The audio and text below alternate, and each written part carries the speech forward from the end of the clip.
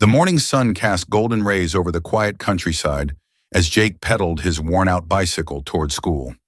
His father, a hard-working farmer, had always told him that education was the key to a better future. Even though they had little, Jake had something that no money could buy: determination. He loved school, not just for the knowledge it gave him, but because it was a place where he could dream beyond the endless fields of wheat and corn. But not everyone saw Jake's ambition the same way. The school principal, Mr. Harrington, believed success belonged only to those born into wealth. He had always looked down on Jake, treating him as if he were unworthy of being in the same classroom as the privileged students. And on this particular day, Mr. Harrington would finally have an excuse to get rid of him, an excuse that would change everything. Jake sat in class, his hands smudged with traces of dirt from the early morning chores at the farm. His family couldn't afford fancy uniforms, and his shoes, though neatly polished, had seen better days. He listened intently to the lesson, determined to prove that intelligence wasn't reserved for the rich. But then, without warning, the classroom door swung open. Mr. Harrington stepped inside, his sharp eyes scanning the room before landing on Jake. "You," he said coldly, "come with me." The entire class fell silent as Jake stood up, confused but obedient. He followed the principal down the hallway, past rows of lockers and students whispering in hushed tones. Once inside the office, Mr. Harrington crossed his arms and sneered. "Your tuition is overdue. Your kind doesn't belong in this school. Consider yourself expelled." Jake's heart pounded. His father had promised to pay the fees soon, but Mr. Harrington didn't care. "Education is for those who can afford it," the principal added smugly. Jake clenched his fists, holding back tears. He had done nothing wrong, but at that moment he realized that no amount of hard work would ever change the way people like Mr. Harrington saw him. Jake walked home in silence, his backpack feeling heavier than ever. He had left school that morning with dreams of acing his math test, but now those dreams had been crushed under the weight of a principal's cruel decision. As he reached the farmhouse, his father, Thomas, looked up from the tractor he had been repairing. One glance at his son's downcast expression, and he knew something was wrong. "What happened, son?" Thomas asked, wiping his hands on a rag. Jake hesitated before finally whispering, "Mr. Harrington expelled me, said we didn't pay on time." His voice cracked, and he looked down ashamed, though he had done nothing wrong. Thomas's face hardened. He had worked tirelessly, waking before dawn, selling produce at the market, scraping together every penny to ensure his son got an education.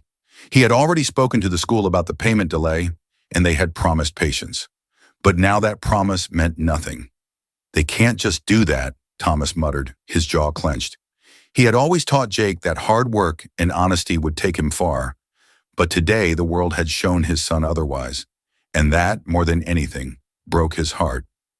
That evening, as the sun dipped below the horizon, Thomas sat at the kitchen table, staring at the pile of unpaid bills, his calloused hands clenched into fists. He had never been one to beg, but for his son's future, he would do whatever it took. With a deep breath, he picked up the phone and dialed the school. The line rang twice before Principal Harrington's cold voice answered. "Mr. Collins, I don't see the need for this call. The decision is final." "Please," Thomas pleaded, his voice thick with emotion. "I just need a little more time. I've already saved most of the tuition. You have my word, I'll pay every cent." Harrington scoffed. "Rules are rules, Mr. Collins. We can't just make exceptions for people who—" He paused, then added with a sneer, "struggle to keep up." Thomas gritted his teeth. He knew that tone well, the condescension, the dismissal. But before he could say another word, the principal ended the call. The silence that followed felt deafening. Across the table, Jake watched his father's shoulders slump. For the first time in his life, he saw something he never thought he would: defeat in his father's eyes. The next morning, the school was buzzing with its usual routine, students chatting in the hallways, teachers preparing their lessons, and Principal Harrington sitting comfortably in his office. He took a sip of his coffee, feeling satisfied. Another problem dealt with, another unworthy student removed from his prestigious institution. But then, something unusual happened. A low rumbling sound filled the air, growing louder with each passing second. Students rushed to the windows, their faces pressed against the glass. Teachers abandoned their lectures. Even Harrington, annoyed by the disturbance, stood up and walked toward his window. Outside, descending onto the school's pristine front lawn, was a massive helicopter, sleek, black, and unmistakably expensive. The moment its wheels touched the ground, the doors swung open, and out stepped a man in a crisp suit, his expression unreadable. Gasps echoed through the hallways as whispers spread like wildfire. "Who is that? Is he here for an inspection? Wait, that's..." Principal Harrington's face drained of color. He recognized the logo on the helicopter. It belonged to one of the most powerful billionaires in the country. And at that moment, a terrifying thought crossed his mind. He had made a grave mistake. As the billionaire stepped onto the school grounds, the atmosphere shifted. Teachers stood frozen, students whispered in hushed tones, and Principal Harrington felt his pulse quicken. He adjusted his tie, forcing a smile as he hurried outside to greet the unexpected guest. But the billionaire didn't acknowledge him. His sharp gaze swept over the school, searching for someone. Then his eyes landed on a familiar face. Daniel. The boy's jaw dropped. "Mr. Thornton?" he stammered. Charles Thornton, one of the wealthiest and most influential businessmen in the country, gave Daniel a warm nod before turning to the principal. His voice was calm, yet there was an unmistakable edge to it. "I believe you expelled this boy yesterday," he stated. Principal Harrington swallowed hard, trying to regain his composure. Yes, sir. We have strict standards." "Standards?" Thornton interrupted, his voice cutting through the air. "Tell me, did you even bother to look into this boy's background? His grades? His work ethic?" Harrington faltered, realizing he had miscalculated. Thornton continued, his tone growing firmer. "This boy isn't just any student. He's like a son to me, and I want to know why you deemed him unworthy." Principal Harrington's face turned pale. He opened his mouth to speak, but no words came out. The weight of his mistake pressed down on him as the reality of who Daniel was, and more importantly, who Charles Thornton was, set in.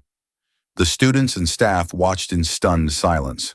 Thornton took a deep breath and glanced at Daniel. "This boy's father worked for me for years. He was one of the most hardworking, honest men I've ever known. And his son? He's just like him. Brilliant, determined, and full of potential." He turned back to Harrington. "And yet, you discarded him like he was nothing." Harrington stammered. "Mr. Thornton, I didn't realize..." "That's the problem," Thornton cut in sharply. "You didn't bother to see who he really was. You judged him by his clothes, his background. But let me tell you something. He's going to achieve more than you ever will." The billionaire turned to Daniel. "You don't need this school," he said with a smile. "I'm personally funding your education at the best institutions in the world." The crowd gasped. Daniel's eyes welled with tears. The next day, the principal's office was empty. He had resigned in disgrace.